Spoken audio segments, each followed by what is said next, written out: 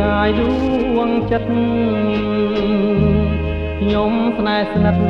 តែដួងចិត្តមិនហ៊ានលួចស្រឡាញ់កាយខ្វល់ខ្វាយពេញប្រាណឈងចាប់មិនបានប្រាណអើយមកសៅ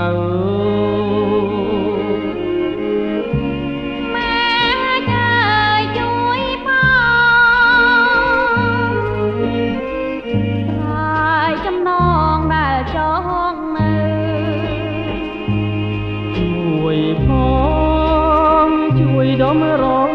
ភ្លើតើដមរើឲ្យនៅរួងរបៀបណាស្នេហ៍ព្រាបបាននឹងស្វាយពួតហើយមិនដូចរដូវវស្សាសន្សើមក៏ឃ្លាតខានទៀតបូផាឆ្នាំណាផ្កានឹងរីកស្រងបា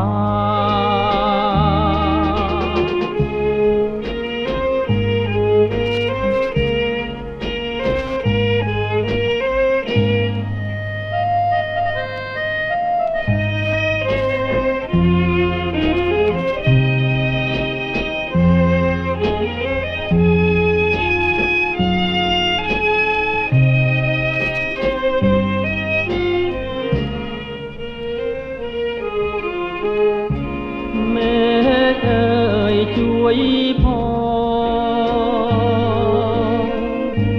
ស្រាយចំណងដែលចងនៅ